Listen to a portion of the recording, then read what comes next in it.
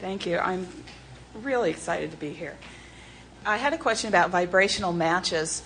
You talk about when you're a vibrational match to it, like, do certain things have vibrational matches, or is it just like, I don't like red cars for me, so that doesn't have a high vibration for me, but for somebody else it might have a high vibration? Well, that's why we say you have to feel your way through it, because activities or words or experiences are different for everyone. In other words, you all have different combinations of desires, and that's why your guidance system is only answering your combination. It's not answering anyone else's combination. That's why guiding yourself from the inside by following your own bliss, by reaching for the thoughts that feel good to you, is the best process, rather than trying to guide yourself from a perspective of what others think. Mm-hmm. Because you do have a unique approach to your life. You do have unique preferences that your life experience has brought to you. And while you do have harmony with others on many of these points, you are a unique desirer. Okay. And the universe is answering your specific, unique desires. I was noticing when Jerry's talking and people are laughing, it felt like a high vibration. So when we're in there, then we're in a match for our unique desires. Is that what you're... Anytime you feel good, you are in the place of letting in your unique desires. Okay. Those are perfect words that you've offered here. And so here's how it works. Your experience wherever you are is causing you to uniquely specify your individual personal preferences. And they are exuding from you on all levels at all times. And source, universe, God, whatever you're wanting to call this receptive source energy, is aware of what you are wanting and reflecting it back to you in the moment of your request. And it is a steady stream that is eternally offered. And any time along the way, you can step into it or out of it, into it or out of it. You can allow it or resist it, allow it or resist it. But it's a steady stream. It's sort of like the electricity is always rolling through your walls. And even though there is nothing plugged in, it is there ready for you. And when you plug in, it's there. In other words, you don't have to start it all over again. You don't have to go out and figure out the resources and make it happen. It's there. It's a steady current, always there, ready to fulfill through the crack of least resistance, which is the negative way of saying the space of most allowance. But it's the same thing. It just depends which side of that you're on, you see. And the better you feel, the more you're allowing. The worse you feel, the more you're resisting. So with I just think of my issue with dollars. And that word issue, but doesn't matter the word, it's your issue. You have something activated there. So it's just as simple as virtual reality, getting in those places, and those things tend to deactivate when we It's as simple as meditation, which stops the vibration of resistance. It's as simple as appreciation, which stops the vibration of resistance. It's as simple as a virtual reality, which deliberately practices the vibration of allowing. It's as simple as looking for the positive. It's as simple as reaching for a thought that feels better. It's as simple as quieting your mind. It's as simple as remembering a happy thought. But it's all about directing the thought for what intent? Feel good. As long as you understand that it's all about the way you feel. But until you understand that, then you're lost in this maze of deciphering subjects and deciding what desires are worthy. In other words, until you reach the place where you say, nothing is more important than that I feel good. Because when I feel good, I'm in the place of allowing my source and all that I have deemed desirable.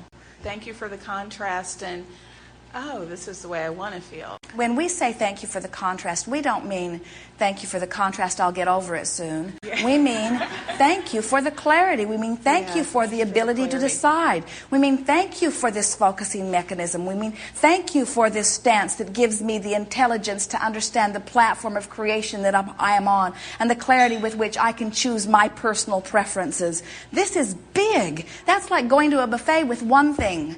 Oh, we're going to a Sunday buffet. It's Mother's Day. Oh, here we have olive. I thought there'd be more. No, we took a vote and everyone likes olives. But it was the only thing that everyone liked. So there were 1,000 people that voted, and somebody didn't like everything else. That's the only thing that survived. So this is the new Sunday buffet. It's a good one. Yeah.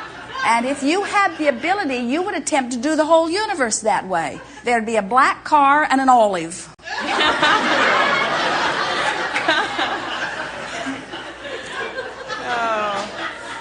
Well, I just want to go on a rampage of appreciation for the Abraham material. And for the Seth book, 3 is like, I'm amazed at how you can put the children in a book where it relates as well to adults. And it's just amazing. It's the same for everyone. Yeah. It's the same for dead guys, too. Universal principles are universal principles. And when you understand them, then you understand your life and everyone else's. Yes. Thank you so Yes, much. indeed. Yes, indeed.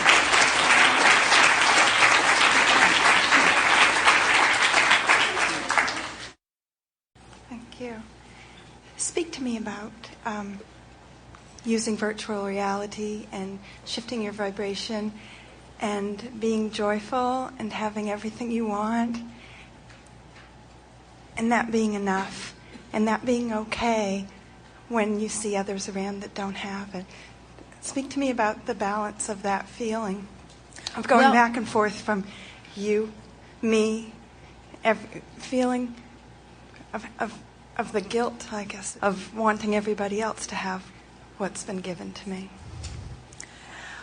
Well, the contradiction in your statement is you cannot be in a joyful place of having everything in the same moment that you're focused upon someone that's hurting your heart.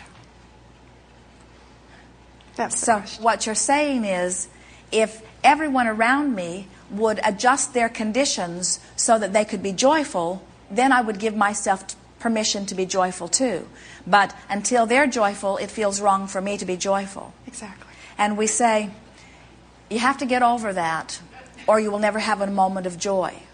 Because there will always be those that are having experiences that, first of all, you can't understand. And we think that's the biggest part of that.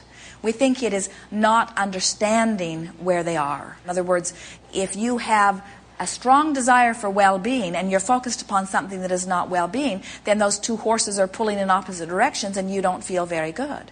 And so you are asking the age-old question, because what you're saying is, well, as I look at that and feel good, then it's good. I vote for that. I want that.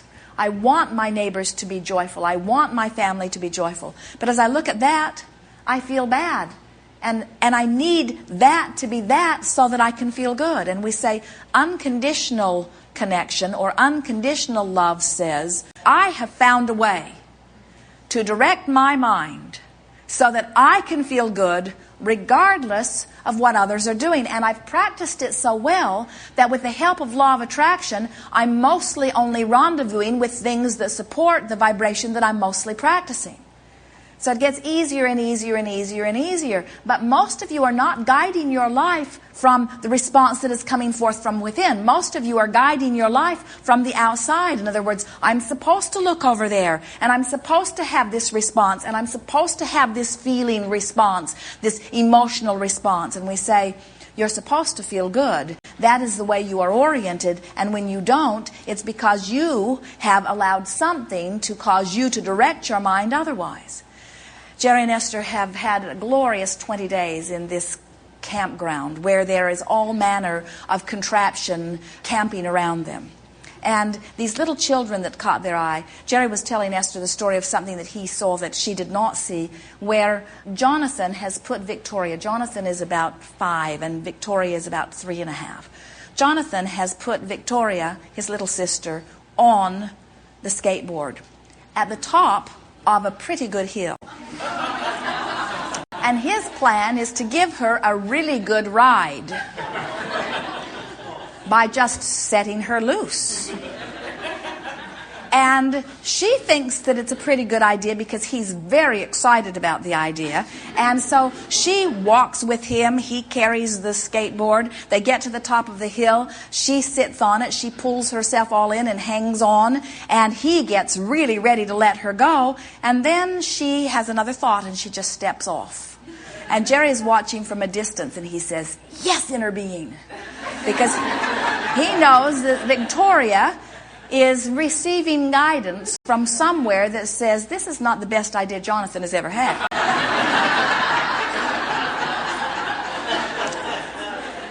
So that's basically what we're getting at. In other words, Jonathan wanted to guide her from the outside. He is her big brother. And it was a little disappointing that she did not just go along with it, you see. But what's best for you is always known by you. And if it feels good, it's a great idea. And if it doesn't, get off the skateboard. Thanks.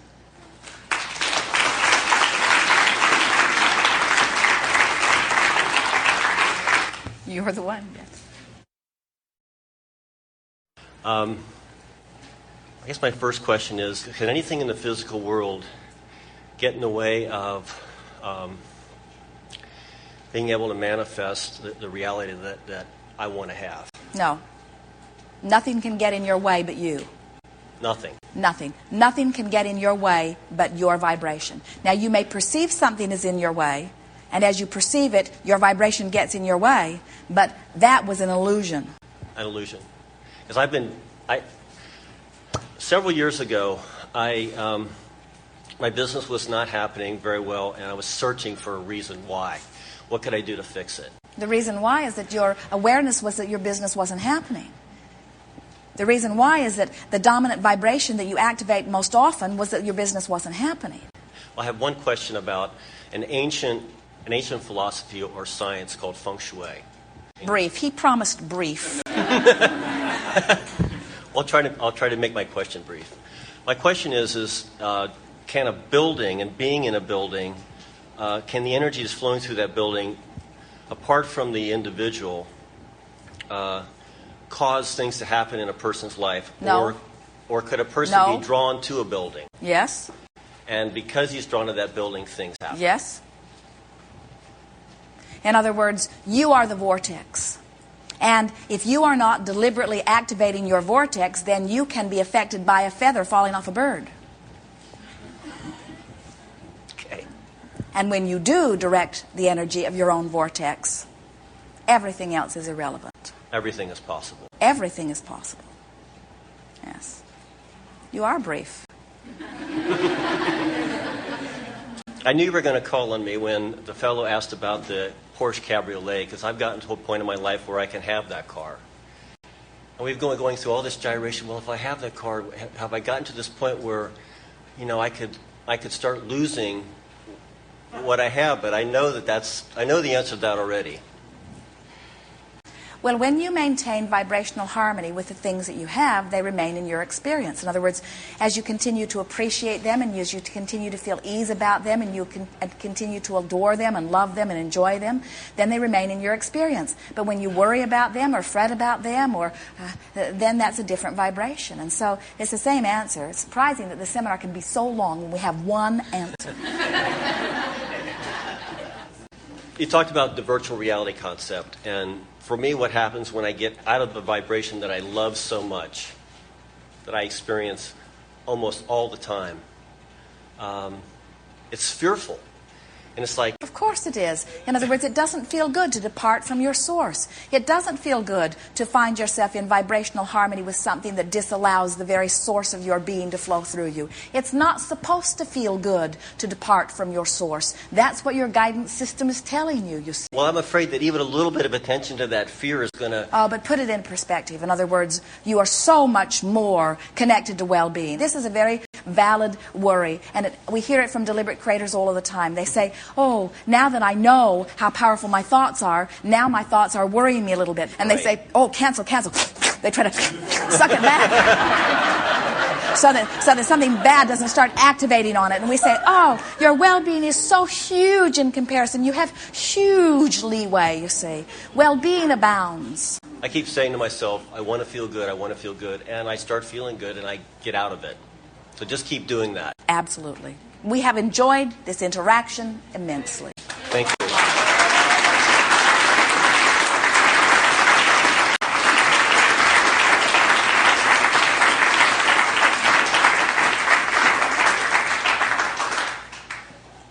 Practice, practice, practice, practice.